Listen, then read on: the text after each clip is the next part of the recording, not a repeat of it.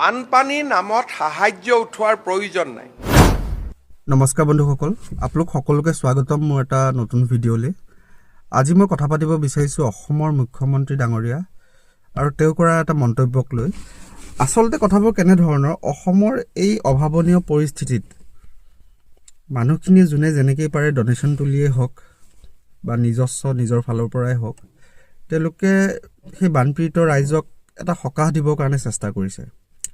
আৰু মই নিজেও ডনেশ্যন তুলি পেলাই তেওঁলোকৰ বাবে এটা কেম্প এৰেঞ্জ কৰি তেওঁলোকক যিমান দূৰ পাৰোঁ সহায় কৰিবলৈ চেষ্টা কৰিছিলোঁ। আমাৰ এটা টীম আছিলে, তেওঁলোকে যথেষ্ট কষ্ট কৰিছে, দিনে ৰাতিয়ে কষ্ট কৰি। আৰু বিশেষকৈ মই আৰু মোৰ এজন সতীৰ্থ বন্ধুৱে গোটেই ৰাতি গাড়ী চলাই অহৰহ 2 দিন টোপনি ক্ষতি কৰি তেওঁলোকক সহায় কৰিবৰ কাৰণে আমি নগাঁৱৰ পৰা শিৱসাগৰ চৰাইদেউলৈ গৈছিলোঁ। এতিয়া মোৰ কথাটো হ'ল, মই তেখেতৰ এটা মন্তব্য যোৱাকালি দেখিবলৈ পালোঁ ফেচবুকত। বানপানী নামত সাহায্য উঠোৱাৰ প্ৰয়োজন নাই। মই দেখিছোঁ যে বক্স লৈ আমি ৰাস্তাই ঘাটে পইচা তুলিছোঁ। বেলেগৰ পইচা তুলি আমি সাহায্য দিব নালাগে, নিজৰ টকাৰে যদি আমি পাৰোঁ সাহায্য দিব লাগে। আপুনি যদি মোৰ পৰা টকাটো তুলি আপোনাৰ বেনাৰখনত গৈ সাহায্য দিলে, তেতিয়া মোৰটো তাত বান ৰিলিফ নহয়। মই দেখিছোঁ যে বহুতে টিং লগাই স্কেনাৰ লগাই পইচা উঠাইছে, তাৰমানে নিজৰ পইচা নহয়, বেলেগৰ পইচা লৈ গৈ তাতে, সেইটোতো মোৰ মতেদি ফ্লাড ৰিলিফ নহয়। যোৱাকালি ফেচবুকত মানে আমাৰ মামাৰ মই ভিডিঅ'টো দেখি পেলাই অলপ সমস্যাত পৰিলোঁ। আৰু মই দকৈ ভাবি চালোঁ যে মানুহখিনিক এনেধৰণেও সহায় কৰিলে মানুহখিনি বেয়া পাব নেকি বাৰু। মোৰ মামাৰ প্ৰতি সম্পূৰ্ণ বিশ্বাস আছে, তেওঁ সেই মানুহখিনিৰ কাৰণে, বানপীড়িতসকলৰ কাৰণে তেওঁ কিবা এটা নহয় কিবা এটা 100% কৰিবই। তেওঁ বানপীড়িতখিনিৰ কাৰণে চিন্তা কৰিব।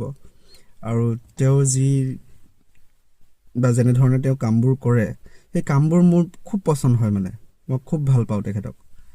কিন্তু তেওঁৰ এই মন্তব্যটোৱে মানে মোক অকণমান বিমূৰত পেলাই দিলে। গতিকে এই ভিডিঅ'টো মই বনাইছোঁ, আপোনালোকে আপোনালোকৰ মন্তব্যখিনি জনাব, মই ভিডিঅ'টো বনাব লাগিছিল নে নালাগিছিল। আৰু ছেকেণ্ড পাৰ্টত মই আমাৰ মৰমৰ জুবিনদাৰ এটা ভিডিঅ' সংলগ্ন কৰিছোঁ। কেউফালে গুজৰি গুমৰি আহিলে বান, উটুৱাই নিলেহি গাঁওখন, সুখৰে ঘৰখন। পলকতে উটি গৈ গোহালিৰে গৰুহাল, পলকত নিয়তিয়ে মোক কৰিলে কঙাল।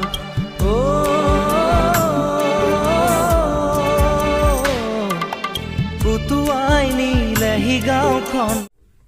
তেখেতেও এনেকৈ ডনেশ্যন তুলি পেলাই মানুহখিনিক আগতে সহায় কৰি থৈছে, তাৰ আমি এটা উদাহৰণ দেখিবলৈ পাইছিলোঁ। সেইকাৰণেহে আমিও ভাবিলোঁ যদি আমি মানুহখিনিক কিবা এটা সহায় কৰিব পাৰোঁ, আমাৰ তাত আৰু অন্য উদ্দেশ্য একো নাই। আচলতে কথাবোৰ কেনেধৰণৰ, অসমত বৰ্তমান যি অভাৱনীয় পৰিস্থিতি, সেই পৰিস্থিতিৰ পৰা মানে কেনেধৰণে মানুহখিনিক সকাহ দিব পাৰি, সেইটোৱে এটা মহৎ উদ্দেশ্য। এয়া লাগিলে আমি সাধাৰণ ৰাইজেই হওক, লাগিলে যিমানবোৰ ইনফ্লুৱেঞ্চাৰ আছে, ইউটিউবাৰ আছে, ফেচবুক কৰা মানুহ আছে, তেওঁলোকে পাঞ্জাৱৰ পৰা আহি সহায় কৰিছে। আৰু আলোক ছাৰে নিজৰ কাম এৰি, ইমান এজন বিলিয়নাৰ মানুহ, তেখেতে বোকাত নামি গৈ লৈ পেলাই ইমানখিনি এটা নিদৰ্শন, মানে তেওঁ এটা আদৰ্শ দেখাইছে আমাক যে আমি মানুহৰ বাবেহে, আৰু মানুহখিনিয়ে যেতিয়া আমি সহায় কৰিম, মানুহ জাতিটোক যেতিয়া আমি উদ্ধাৰ কৰিবলৈ চেষ্টা কৰিম বা পাৰিম কৰিব, তেতিয়াহ'লে সেইটোৱে আমাৰ আটাইতকৈ ডাঙৰ মানে উপলব্ধি। তাতকৈ আৰু আমাক একো নালাগে। আজি ভিডিঅ'টো ইমানতে সামৰণি মাৰিছোঁ। গতিকে আপোনালোকে ভিডিঅ'টো চাই পেলাই আপোনালোকৰ মন্তব্যখিনি জনাবলৈ নাপাহৰিব। ধন্যবাদ।